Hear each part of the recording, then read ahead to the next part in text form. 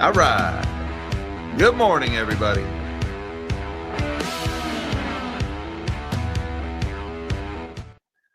Good morning, all you magnificent melonheads of the world. Happy Tuesday, everybody. Today's March 25th, 2025. And the top story this morning, I hate to talk about it, but it is the biggest story in the world. And I am remiss if I don't talk about tariffs again. Look, we had a monster rally in the market yesterday. The Nasdaq rallied something like 400 points. And that was on this story about the rumor that the tariffs might be somewhat lessened, that the sector-specific tariffs maybe weren't coming as soon, and that on April 2nd, we were only going to do the reciprocal tariffs. Well, today we got some news that is somewhat to the contrary of that. Once again, the April 2nd deadline is coming up. But when asked about the sector-specific tariffs, Trump made a comment yesterday. He said that tariffs on autos and pharmaceuticals are coming soon. And then when pressed for details about, well, what do you mean by soon? Is it going to be April 2nd? Is it going to be another day? The answer was pretty much yes, when it was a this one or that one. And the answer was yes kind of question. So we really don't know what these tariffs are going to look like. And that's really the story there. Is not what's the latest thing that was said and what's the latest iteration, because within 30 minutes, that information will be obsolete and he's going to spout off something else and the market's going to overreact to that. The point is nothing is set right now. Everything is in motion, and that's incredibly difficult to try to handicap and try to make decisions based on. So businesses are looking for clarity and they're getting anything but clarity. Now, other things going on this morning, in particular, that comment that Trump made about pharmaceuticals and autos, he left out semiconductors. Now, that is a big one. You guys may have noticed we got this whole AI bubble thing going on right now in the world. You know, maybe you picked up on that $18 trillion stock bubble that's been created out of thin air because of round tripping and accounting gimmicks. Yeah, you know, that one. Well, tariffs on semiconductors would be a pretty big one, right? All of these billions of dollars in GPUs that Facebook and Microsoft and Amazon are buying, all those would have 25% tariffs put on them if they go with this 25% tariff. You're talking about tens of billions of dollars in additional taxes on big tech. Well, Trump left out semiconductors when he was talking about the tariffs on pharma and autos. And typically, pharma, autos, and semis have gone together with these sector-specific tariffs. And while all the questions about tariffs is going on, there's another article today that's in Bloomberg where tech CEOs and world leaders are leaning on the Trump administration to try to throw out President Biden's AI diffusion framework. Now, if you guys don't remember that, the framework for AI diffusion, that was the upgraded export controls that President Biden put into place back in October 9th, November timeframe. He rolled them out. Well, they go into effect in May, very soon here. So on top of the tariffs on semiconductors, we also get these more stringent export controls that are coming into play. And, well, the tech CEOs are like, hey, get rid of those, especially because, well, I don't really care about your existing export controls. I violate those with total disregard for the law at will. See also Supermicro and NVIDIA and their 20% sales to Singapore, even though none of those chips are going to Singapore. Well, this new framework for AI diffusion makes it a little bit harder for them to do that. It breaks down countries into tier 1, 2, and 3 export destinations. And, well, it's going to make it a lot harder to hide your sales to China via Singapore and Malaysia under this new framework. So they wanted to get rid of that. The Trump team also has their work cut out for them. There's a story was going on yesterday that just has me shaking my head. Secretary of Defense Hegseth and a lot of senior administration officials were caught using the Signal app to plan airstrikes on Houthi rebels in Yemen. And the reason why they were caught was because they accidentally included a reporter for The Atlantic in the distribution list. So not only were you doing the wrong thing, but you were doing the wrong thing stupidly, and you got caught. Now, there was some initial denial and back and forth yesterday. It seems the National Security Council has verified that these messages are authentic, and they did indeed come from those senior administration officials. It's just, it's stupid and it's sleazy. That's all I have to say about that story. It's an unforced error, and it's not so much what they were doing, it's why they were doing it that really bugs me. Also, we got news from Tesla this morning. It's not good once again, even though Tesla has had a fantastic couple of days. The stock is up double digits over the last 4 or 5 days. But that's, of course, after being down high double digits before that. Tesla's sales in Europe have dropped by over 40%. Guys, Elon's political activities are going to affect Tesla's sales. I mean, unless you've been hiding under a rock, and even then you've probably smelled a burning Tesla, even if you've been under a rock. There's no way this is not going to affect Tesla's earnings numbers. We've seen it in China. Now we've seen it in Europe. We won't get U.S. data for a while here, but it's pretty obvious that a big chunk of Tesla's sales are going up in smoke, along with the Teslas themselves. Also, we got news that's not good for Tesla this morning. Like BYD is building a plant in Mexico. That's the big Chinese EV maker. And also Waymo expanding their robotaxi service into Washington, D.C. Permits, of course, permitting. Sure, why not? Neither of those stories particularly good for Tesla here, guys. Look, Tesla is beaten down. Maybe there's short squeeze potential there, maybe not. But in my opinion, Tesla, the business, is just dead money for the foreseeable future. There's a reckoning that Tesla has to face, right? They either need to get rid of Elon Musk so that they can go back to just being a car company and not Elon Musk's cult of personality. And of course, that might be somewhat good. It might somewhat placate the people who are burning Tesla dealerships and charging stations right now. But at the same time, without Elon Musk, Tesla is just another car company, and it would be valued as such, which means Tesla stock would crater. Of course, if they don't get rid of Elon Musk, Tesla's sales are going to crater, and with it, Tesla's stock. So Tesla's board of directors is in a pretty tight spot here. Also, last one of the day, and it's another big one, Meta is rolling out plans for a $14 a month subscription service in Europe where you could pay $14 a month to go ad-free on Facebook and Instagram, or you could opt to not pay $14 a month, in which case you're checking the box that gives them permission to collect and sell your data. This is in response to some tighter controls on big tech that have been rolled out in Europe. And I guess the question is, would you pay $14 for Facebook? Would you pay $14 for Instagram? Some people that answer might be yes. Some people that answer might be no. I pay $8 for Twitter, so I guess I shouldn't really talk there. But then again, Twitter, yeah, there's a lot of like stupid bots and fake accounts and spammers and scammers, but also you get really good information on Twitter. Facebook, fewer real authentic people using Facebook these days. It's mostly AI generated slop. I'm not paying $14 for that. Instagram, I don't spend a lot of time on Instagram, but some people do for keeping touch with friends and family. There, maybe somebody will pay $14. But more big tech possibly going paid this time in Europe. Why don't we shrink my big melon of a head and let's see what's going on in the markets today. Don't forget that like button for the YouTube algorithm. And if you're new here, hit that subscribe button as well so you can come back and have your coffee with the melon heads, because we do this one every day. Right now, the S&P is positive once again. We're up by 12 points here, or 0.21% after a pretty good day yesterday. The Dow is in a similar boat here, 0.19% higher. That's about 80 points to the upside. And the NASDAQ is up by 0.23%, about 47 points to the upside. So stocks are up across the board this morning, kind of shrugging off that tariff news. The DXY, meanwhile, is a little bit lower here at 103.98, back below that 104 handle. It's off by about 34 basis points this morning, slightly weaker dollar. And looking over at the bond market, we've got not a lot of movement in bonds this morning. Yields were up sharply yesterday. This morning, they're higher again, but just barely. The 30-year Treasury, 4.681. That's up 2.5 points. The 10-year's at 4.346. That's up 1.5 points. The 2-year is unchanged at 4.036, and the 1 month is unchanged at 4.290. Looking over at the commodities board, we've got gold's a little bit higher this morning, $3,023 for spot gold. That's up by $11 or 0.37%. Spot silver is looking really good this morning, $33.52. That's up by 50 cents or 1.5% higher. I like the shiny. Spot copper's up by 1.6%. Platinum, 1.25% higher. Palladium's up by about 1%, and even West Texas Intermediate crude is higher by 0.78%. About 54 cents higher, 69.64 for May WTI futures, pushing back that $70 threshold.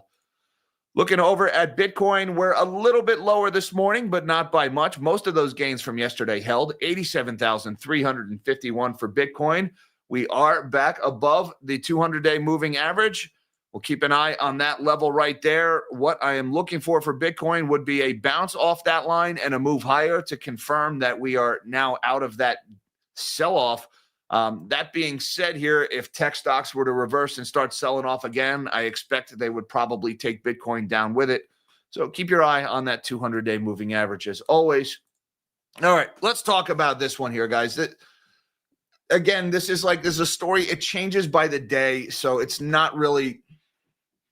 That's the story, is that it changes by the hour here. Trump pledges auto and pharma tariffs in the near future, sowing more trade confusion. Those last two words are the operative words there, trade confusion. President Donald Trump on Monday said he will soon announce tariffs targeting automobiles, pharmaceuticals, and other industries, signaling his plans to pile more sweeping duties on top of his forthcoming reciprocal tariffs. And I don't think it was, auto, pharma, and industries. Again, when President Trump says it, he says it more like automobiles, pharmaceuticals, and other industries, right? It's not industry, it's industry when the president is talking. We'll be announcing cars very shortly, Trump said at a cabinet meeting. We're already announcing steel, as you know, and aluminum. We'll be announcing pharmaceuticals at some point, he said, because we have to have pharmaceuticals. You got to have pharmaceuticals. So we'll be announcing some of these things in the very near future, not the long future, the very near future. And if somebody wants to tell me what the near future is versus the long future, I'd love to know. Does that mean April 2nd or not? Your guess.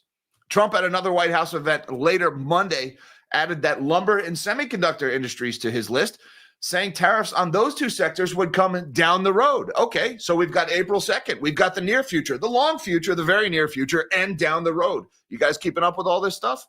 All right, we've got lots of certainty here. Yet, even as he piled on new sectors for potential tariffs, Trump said at the same event that he may give a lot of countries breaks on the reciprocal tariffs, which are set to take effect April 2nd.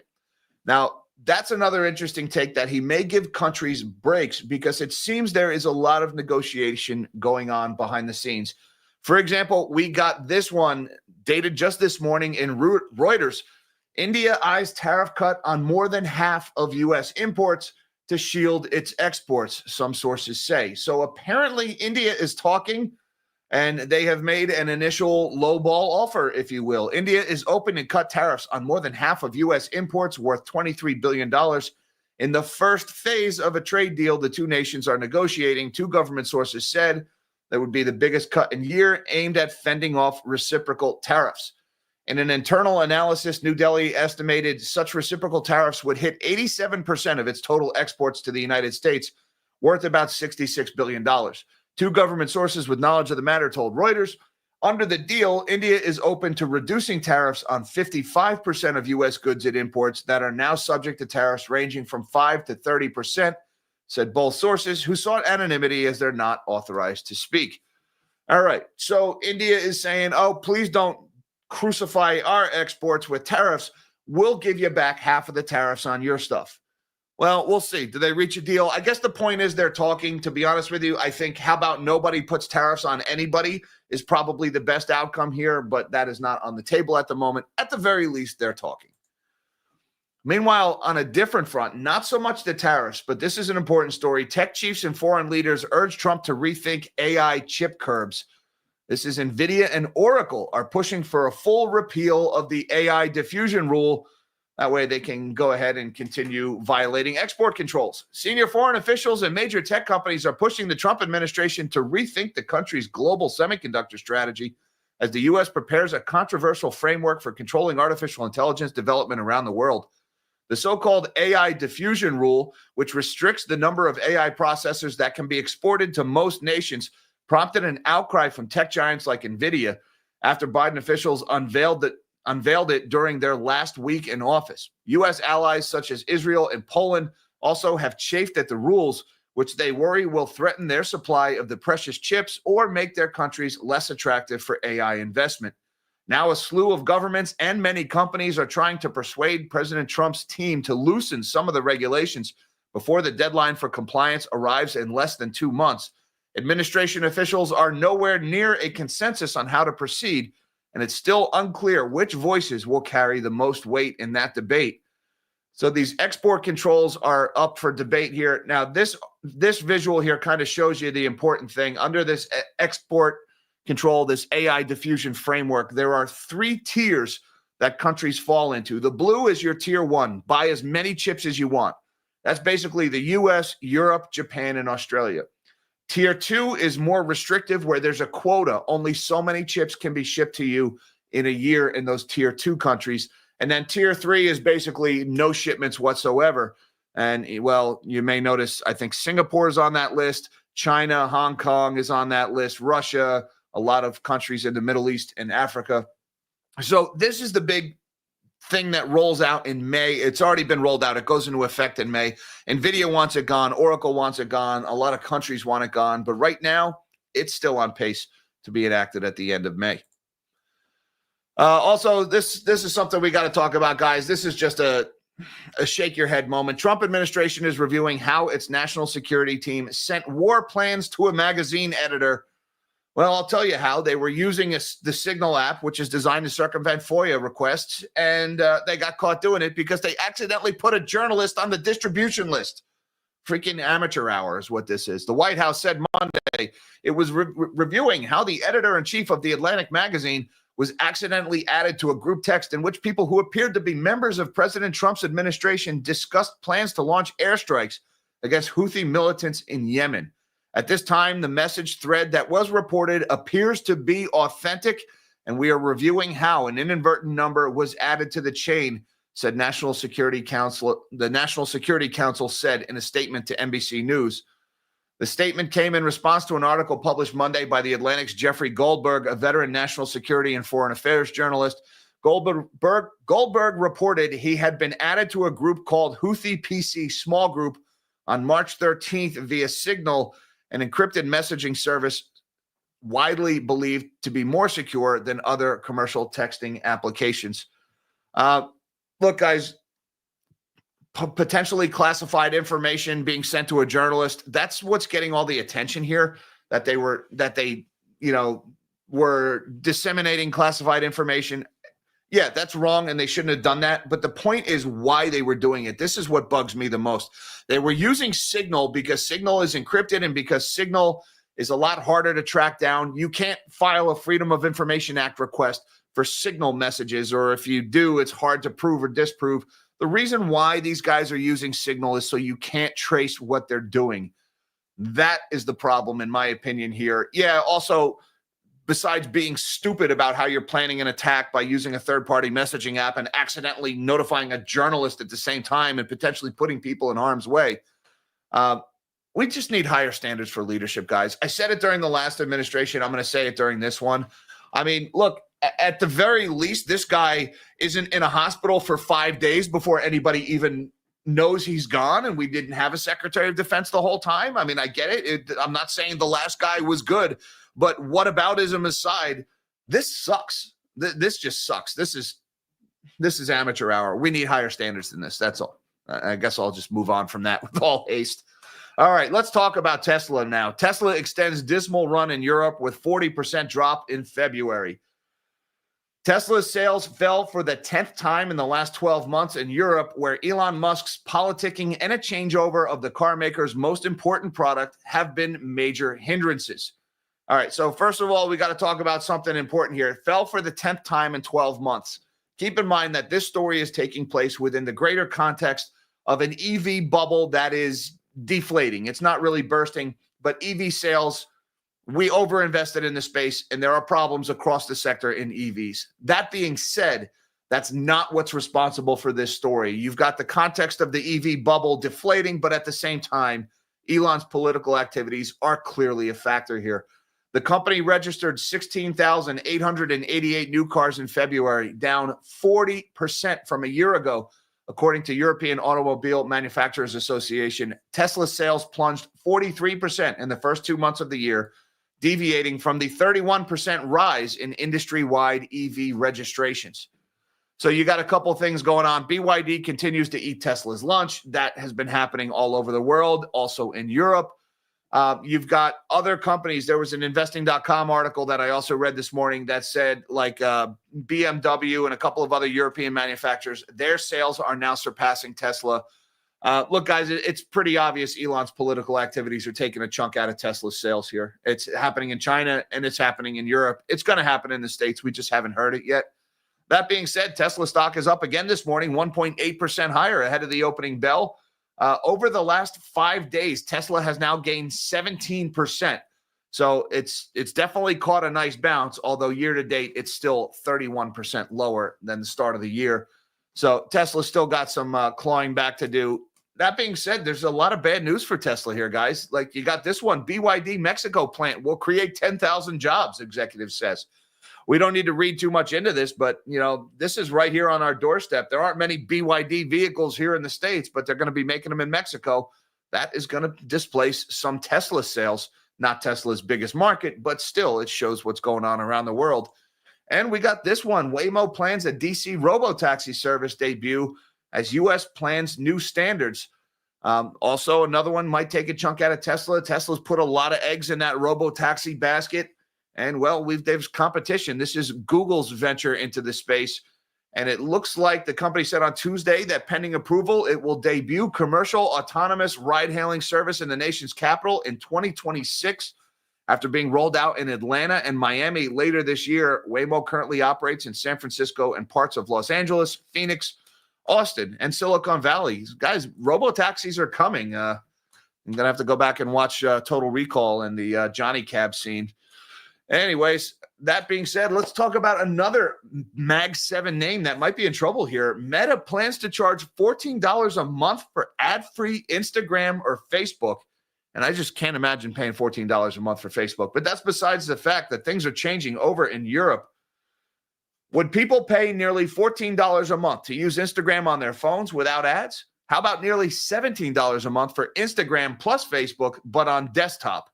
That is what Meta Platforms wants to charge Europeans for monthly subscriptions if they don't agree to let the company use their digital activity to target ads, according to a proposal the social media giant has made in recent weeks to regulators. The proposal is a gambit by Meta to navigate European Union rules that threaten to restrict its ability to show users personalized ads without first seeking user consent, jeopardizing its main source of revenue. Meta officials detailed the plan in meetings in September with its privacy regulator in Ireland and digital competition regulators in Brussels. The plan has been shared with other EU privacy regulators for their input as well. Meta has told regulators it hopes to roll out the plan, which it calls SNA, or subscription no ads, in the coming months for European users. It would give users the choice between continuing to access Instagram and Facebook for free with personalized ads, or paying for versions of the service without any ads, people familiar with the proposal said. Not really sure what Meta's angle is here. I get that they're trying to get around these new European restrictions. I just don't know that many people are going to take this $14 million option. Maybe this is a way of getting people to check the box to say, no, I don't want to pay $14 million, and I'm willing to sign away all my data to do that. And then that gets them around the regulators in Europe, hopefully without taking too big a chunk out of their earnings. Right now, Meta stock, though, barely reacting to this one, $628. That's up by about $9.50 or 1.5% higher, pretty much tracking with the rest of the market this morning.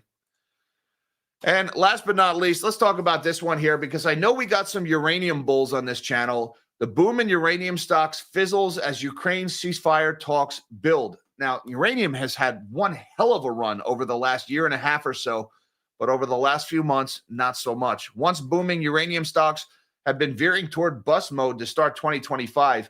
Escalating trade tensions between the U.S. and Canada, one of the world's key producers of the nuclear fuel, are playing a major part. Lately, so are talks toward a ceasefire in Russia's war in Ukraine, which raised the prospect of looser sanctions on Russian production of the radioactive metal and potentially for more supply. The price of uranium is now down more than a third from early 2024 and has slumped roughly 11% this year alone. The widely followed $2.9 billion global uranium ETF, which mostly tracks mining shares, has declined about 5% in 2025. Meanwhile, Saskatchewan-based Cameco Corp, the largest uranium miner in North America, has dropped 11% following 5 years of gains. It was just a little more than a year ago that uranium was booming after roughly a decade in the doldrums. More countries were moving to reopen nuclear reactors, and electricity demand was expected to surge with the growth of artificial intelligence and data centers, and Russia's early 2022 invasion of its neighbor only tightened supplies. Now, you can kind of see in this chart here on Bloomberg, they're showing what a run uranium had in 2024 and late 2023, basically mirroring the whole AI bubble. And, well, things have turned around since the start of this year. Stock's down, not the stock, the commodity is down about a third from its high of last year, now trading at about $65. I believe this is the price per pound for uranium. So still lots of gains for the uranium bulls, but it looks like we are headed in the opposite direction now. And I just want to say thank you very much to Mr. Charles G., who says Hyundai is spending almost $6 billion to open a steel mill in the U.S. I saw that story yesterday, Charles. I don't know that it was necessarily a steel mill or not like a foundry, if you will. It said they were going to make steel, structural steel for Hyundai cars or next generation steel panels. So I don't know if they're actually like smelting and pouring the steel, or are they just taking cold rolled and shaping it into the panels that they want to use. The article didn't go into those details. But it did look a little bit like maybe signs of life for a struggling U.S. steel industry. Obviously, tariffs are playing a role there. We see that a lot. I was a little skeptical of this one yesterday as well. We typically, when you get a new administration, you get all of these companies and they're eager to have photo ops with the new president, and they make all these promises. We're going to invest all of this money. We're going to build this plant. We're going to get behind your initiative. Thank you. Shake hands, smile at the camera. And then over subsequent years, they slowly roll back those plans until a new administration comes into power, rinse, repeat. We saw a lot of that with the CHIPS Act. Intel was like, oh, you're going to give me billions of dollars in subsidies? Yoink, thank you very much. And then a week later starts well, we might have to delay our plans. And now we've got a new CEO and he's not sure of the plans, and we might or we might not. So look, I'd love to see it. I'd like to see nearshoring or reshoring. I'd like to see auto manufacturing coming back to this country with more American parts. That being said, I remain skeptical of anybody who's trying to get their 15 minutes of the fame in the first few months of a new administration. Thank you very much, Charles G., for supporting the channel, sir. And thank you, everybody, for having your coffee with the Melonheads this morning. Don't forget that like button and that subscribe button on the way out for the algorithm. I appreciate that very much. Also, thank you to my Patreon supporters and magnanimous Melonheads on YouTube. You guys rock. Links down below, should you feel so inclined. Hi, Mom. Hi, Dad. Love you guys. Everybody, till next time, live small and dream big.